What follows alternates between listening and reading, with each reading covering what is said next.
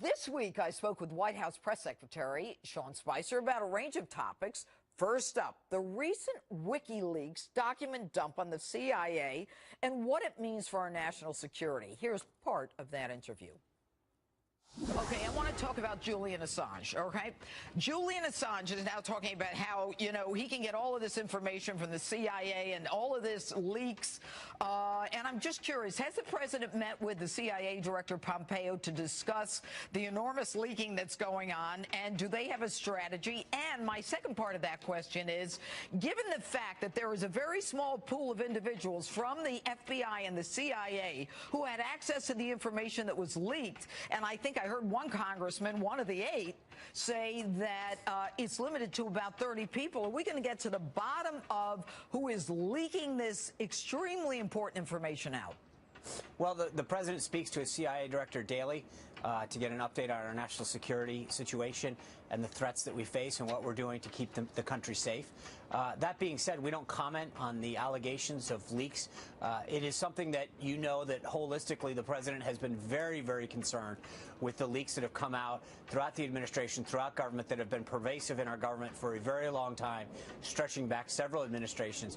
But he feels very strongly that this undermines our national security and the safety of our country, and he has been taking steps and working with the various agencies to make sure that we get to the bottom and that we clog all of these potential leaks and punish those who potentially are leaking our national security. With what President Obama did on December 29th, on his leaving and opening up all of this intelligence classified information to 16 other agencies, can we anticipate that President Trump will try to tighten up that information to a very small group of individuals again and make it not as pervasive through the government?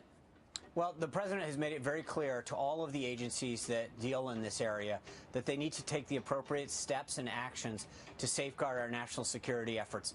He understands that these sort of efforts that have been going on, not just recently, but have gone on for years and, in fact, decades, threaten our ability to protect ourselves, and that they only embolden the enemy who seeks to do our people and our country harm, and that we need to be aggressively pursuing those who leak or share other classified or other detrimental information beyond the people that they're authorized to do so. This is a national security problem, and this president takes it very, very seriously.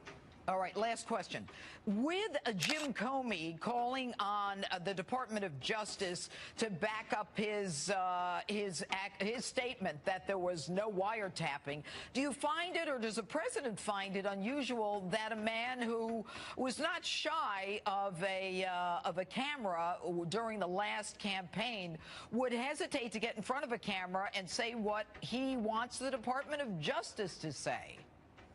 Well, all I'm going to say on this is that I've continued just to receive, or read rather, reports about what Director Comey has said privately. No one has, that I'm aware of, in this administration has heard from him specifically. We continue to see these unnamed anonymous sources listed in newspapers that suppose what he said or did not say. Right. I'm going to leave it to Director Comey to speak for himself. But fundamentally, that's why the president has asked the House and Senate Intelligence Committee to go through their process using their resources to begin to get through a lot of the look of what we've seen now with respect to leaks and other things. It's important to note, though, that the people who have been briefed with respect to Russia and allegations of coordination of various entities, that every single person that's been briefed, from Senator Rubio to Senator Burr, Chairman Devin Nunes of the House Intelligence Committee, have said that they've seen nothing linking anything to this. And I think that that's sort of an interesting story that does not get the attention that it deserves. The people who have seen the intelligence have said unequivocally that there's nothing there,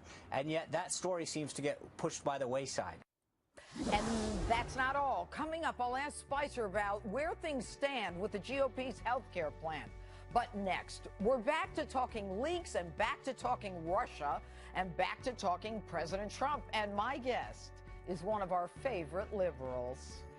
Time for part 2 of my primetime exclusive interview with White House Press Secretary Sean Spicer. The topic, GOP's health care plan. Take a look. Hi, Sean. Thanks for being with us. You bet, Judge. Thanks for having me. All right. Now, the president says things are coming along very well with the health care replacement plan, but we're seeing a lot of resistance from the right and from the left. So how confident is the president that this bill is going to pass? And would you say that it's going to pass in the first 100 days? And if it doesn't in the first 100 days, would this be a failure for the president? Well, I think it's going to pass. The president's very committed to seeing this through.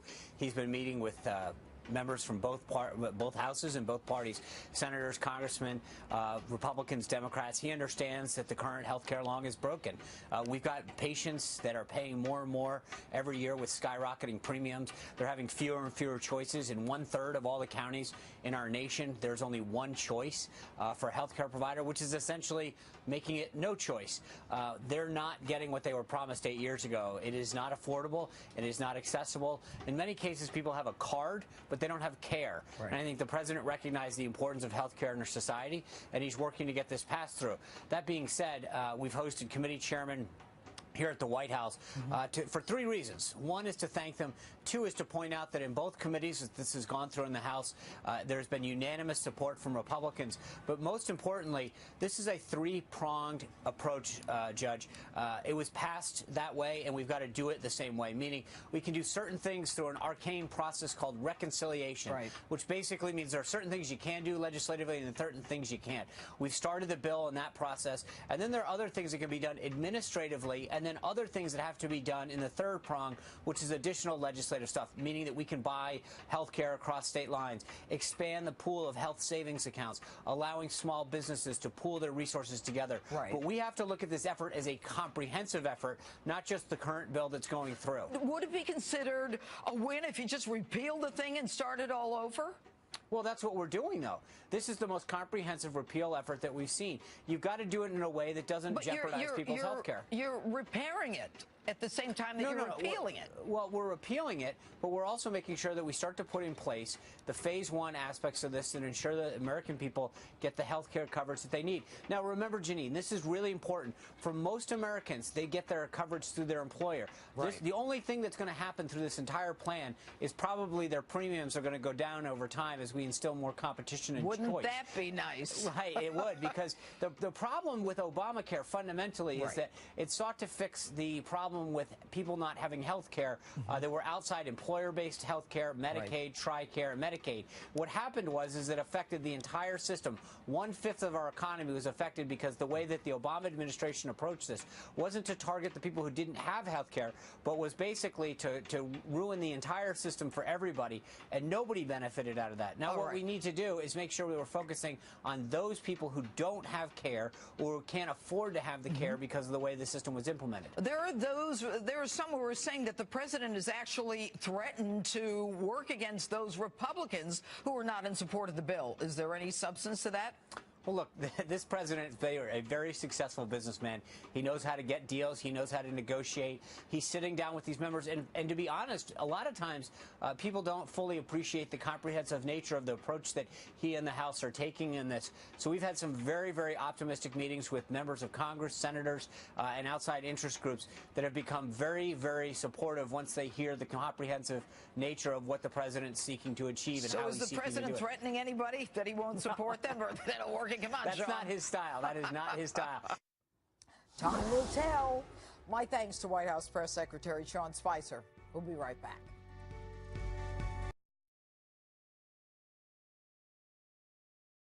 We trust the president when he says something. Hold on. You asked a question about CBO, and now you're conflating it with the question of the president. No, the question is about wiretapping first. Okay. So we went on to CBO. So the question in simple terms is, when he says something can we trust that it's real? Yes. Or should we assume that it's phony? Well, no. Suggest that it's real. Absolutely. How can we believe that it's real when you just told us that it was phony then? But now I did not tell you that, Peter, and you're trying. You told us on Friday that the president said.